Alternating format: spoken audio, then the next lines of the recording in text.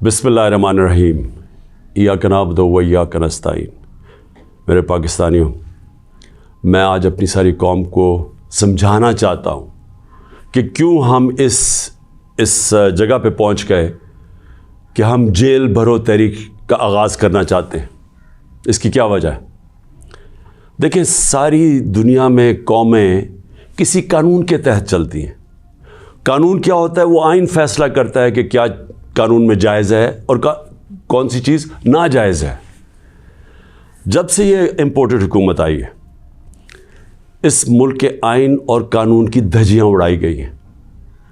حالات یہ ہیں کہ عدالتوں کی بھی باتیں، ان کے احکامات نہ پولیس سنتی ہے نہ یہ ریاست سنتی ہے۔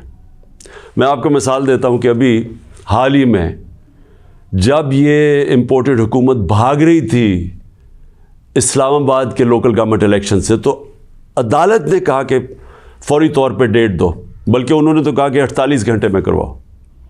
ابھی تک کوئی مہینہ ہونے لگا ہے تقریباً، ابھی تک الیکشنز نہیں ہوئے۔ اس کے علاوہ جس طرح فنڈامنٹل رائٹس، جو بنیادی حقوق، جو ہمارا آئین ہمیں ہمارے بنیادی حقوق کی حفاظت کرتا ہے، حالات یہ ہیں کہ لوگوں کو اٹھایا جاتا ہے۔ کتنے لوگوں کو، سوشل میڈیا کے لوگوں کو اٹھایا گیا، ان کو تشدد کیا گیا ان کے اوپر، صرف اس لیے کہ ان کی کوئی ٹویٹ تھی، اس کے اوپر اٹھایا گیا، تشدد کیا گیا۔ ابھی تک کئی ایسے لوگ ہیں جنہوں نے جس طرح کا تشدد کیا گیا، ابھی تک ان کا ذہنی توازن ٹھیک نہیں ہوا۔ اعظم سواتی، کون سا آئین، کون سا قانون اجازت دیتا ہے کہ ایک ٹویٹ کے اوپر ننگا کر کے اس کے اوپر تشدد کیا جائے، اور پھر جب وہ پھر سے اس کو جیل میں ڈالا جاتا ہے اور پھر اس کو کوئی 30 اس کے اوپر FIR کوئی بلوچستان سندھ میں کی جاتی ہے۔ شیخ رشید، آئین اس کو عدالت اس کو ضمانت دیتی ہے، اس کے باوجود اس کو اٹھا کے لے جاتے ہیں اور اس کے اوپر کیسز سندھ اور بلوچستان میں کر دیتے ہیں۔ فواد چودھری، عدالت 4 دفعہ کہتی ہے IG کو کہ پیش کرو فواد چودھری کو عدالت میں، اور وہ اس کو اسلام آباد لے جاتے ہیں۔ تو یہ تو میں تھوڑی مثالیں دے رہا ہوں جو شہباز گل سے ہوا۔ کسٹوڈیل ٹارچر، تشدد، یہ پاکستان کے قانون کے خلاف ہے۔ تشدد بھی ہوا اور اس کو کوئی ریلیف نہیں ملی، اور پھر ڈرایا دھمکایا گیا اور کیسز کیے گئے۔ پرامن احتجاج ہمارا تھا 25 مئی کو، اس کے اوپر جو ظلم کیا گیا، کون سا قانون اور آئین ایک جمہوریت میں اجازت دیتا ہے کہ پرامن احتجاج کے اوپر تشدد کرو؟ انہوں نے 3 دھرنے ہمارے اگینسٹ دیے اور لانگ مارچز کی، کس کے اوپر ہم نے کوئی سختی کی؟ تو میں تو یہ تھوڑی سی مثالیں دے رہا ہوں آپ کو کہ ہمارا سارا جو ہمارے آئین اور قانون کے اوپر جو اعتماد ہے ہم اس قوم کا، وہ اٹھتا جا رہا ہے۔ اور بلکہ ہمیں یہ خوف ہے کہ جو اب آئین جو جمہوریت بیس ہوتی ہے جس آئین کے اوپر، اور جمہوریت کے اندر واضح طور پہ ہے کہ 90 دن کے اندر الیکشنز کروانے پڑیں گے۔ ہم نے اپنی 2 حکومتیں پنجاب اور سندھ میں کیوں گرائیں؟ ڈیزالو کی خود کوئی ایسے نہیں کرتا۔ ہم نے صرف آئین کو سامنے رکھ کے کی کہ ہمیں جب پتہ تھا کہ 90 دن کے علاوہ آپ آگے نہیں جا سکتے، تو ہم نے اس کو سامنے رکھ کے الیکشنز کی طرف گئے، اس لیے کہ ملک ایک بہت بڑے بحران کا شکار ہے، ایک پولیٹیکل انسٹیبلٹی کا شکار ہے، اور جب تک اس ملک میں سیاسی استحکام نہیں آتا، ہماری معیشت نہیں ٹھیک ہونے لگی۔ تو ہم نے قربانیاں دی 2 گورنمنٹس کی، جو تقریباً 66% پاکستان ہے، صرف اس لیے کہ آئین 90 دن میں الیکشن کرواتا ہے۔ ابھی تک کتنے دن ہو گئے ہیں؟ 20-25 دن ہو گئے ہیں، ابھی تک کوئی ڈیٹ نہیں ملی۔ دونوں الیکشن کمیشن اور یہ جو 2 حکومتیں، جو 2 گورنرز ہیں، انہوں نے ڈیٹس نہیں ابھی تک دی، اور یہ سیدھی پاکستان کے آئین کی وائلیشن ہے۔ اور اگر یہ 90 دن سے آگے جاتے ہیں تو آئین بڑا صاف ہے اس میں کہ آرٹیکل 6 لگے گا۔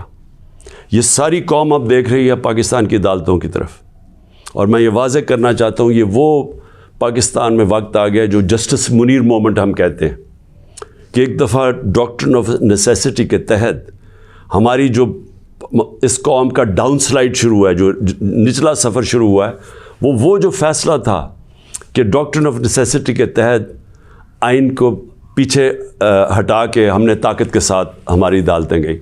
تو آج بھی وہی وقت ہے, سارا پاکستان دیکھ رہا ہے, ٹائم بدل چکا ہے. اگر یہ ہم نے دیکھا کہ اس سے آگے جاتے ہیں تو ہم نے یہ پلان کیا ہوا ہے کہ ہم نے اپنے آئین, اپنے ملک کے قانون کے رول آف لاء کے لیے, انصاف کے لیے ہم نے یہ جیل بھرو تحریک کا فیصلہ کیا, کیونکہ ہمیں کوئی نظر نہیں آ رہا کہ یہ جو وہ لوگ جن کی پر کرپشن کے کیسز, انٹرنیشنل انکشاف ہوتا ہے پینما کا, جس میں پتہ چلتا ہے کہ مریم نواز 4 مہنگے ترین لنڈن کی اپارٹمنٹس, جو کہ لنڈن کے سب سے مہنگے علاقے میں, اس پینما کے انکشاف میں پتہ چلتا ہے کہ اصل مالکہ ان کی مریم نواز تھی. اس کے بعد سارا ٹرائل ہوتا ہے, سزا ہوتی ہے. تو ان کے اوپر تو کوئی ایسا تشدد نہیں ہوا, ان کو تو جیل میں رائلٹیز کی طرح رکھا گیا. ان کے ذرا دیکھیں جیل میں کیسے جا رہے تھے. تو یہاں ٹویٹس کے اوپر تشدد کیا گیا. تو اس لیے 2 راستے ہمارے سامنے.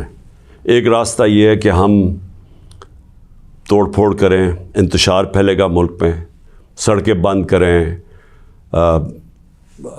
پتھراؤ کریں, پہیہ جام سٹرائک کریں. تو ملک کے تو آگے حالات وہ ہیں, پاکستان کی تاریخ میں معیشت ادھر تک نیچے نہیں پہنچی جو انہوں نے پہنچائی ہے, اور یہ ہم سب کو پتہ تھا ہونا ہی ہے. اور ہم نے جو اس وقت ان کے ہینڈلرز تھے ان کو واضح کر کے بتایا کہ اگر آپ نے سازش کر کے حکومت گرائی گئی, ان سے نہیں سنبھالی جائے گی, اور نہیں سنبھالی گئی. تو آج کبھی بھی اتنا بڑا اکنامک کرائسس نہیں آیا جو آج پاکستان میں ہے. کبھی عام لوگوں کی زندگی میں اس طرح کی مہنگائی نہیں آئی جو آج آئی ہے. جو بے روزگاری بڑھتی جا رہی ہے, ایک طرف مہنگائی بڑھ رہی ہے, بے روزگاری, تو ملک کے معاشی حالات تو بہت برے ہیں. تو ہم اس لیے اس کو سامنے رکھ کے, اور 26 سال کی سٹرگل میں کبھی بھی ہم نے انتشار کی پالیٹکس نہیں کی. لہٰذا یہ پرامن طریقے کا احتجاج ہے جیل بھرو تحریک.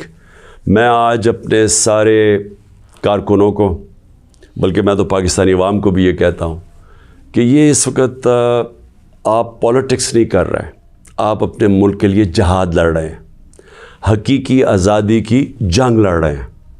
میں آج آپ سب کو کہوں گا کہ میرے اپنے کارکنوں کو کہ جو ہمارے ضلعی صدر ہیں, ڈسٹرکٹ پریزیڈنٹس جو ہیں, ان کے اوپر رجسٹریشن شروع کریں کہ جنہوں نے ہم پہلے ہر پاکستان کے شہر میں ہم جیل بھرو تحریک شروع کریں گے. تو پہلے میں چاہتا ہوں کہ والنٹیئرز اپنی رجسٹریشن کریں, اور اس کے بعد میں پھر آپ کو ڈیٹ دوں گا کس دن ہم نے جیل بھرو تحریک کا آغاز کرنا ہے, اور اس کی چند دنوں کے اندر ہوگی. اور اس لیے میں چاہتا ہوں کہ جلدی جلدی آپ اپنی آپ جو رضاکار ہیں وہ سامنے آئیں. اور انشاءاللہ میں یہ سمجھتا ہوں کہ یہ جو ہماری تحریک ہے, اس سے ہم وہ چیز حاصل کرنا چاہتے ہیں جو پاکستان کو ایک حقیقی آزادی بھی دے گا, اور حقیقی آزادی کا مطلب حقیقی جمہوریت وہ بھی دے گا. اور وہ انشاءاللہ وہی ایک پاکستان کو ایک وہ جمہوریت جدھر رول آف لاء ہے, جدھر قانون کی حکمرانی ہے, وہی پاکستان کو اس دلدل سے نکالے گا. شکریہ.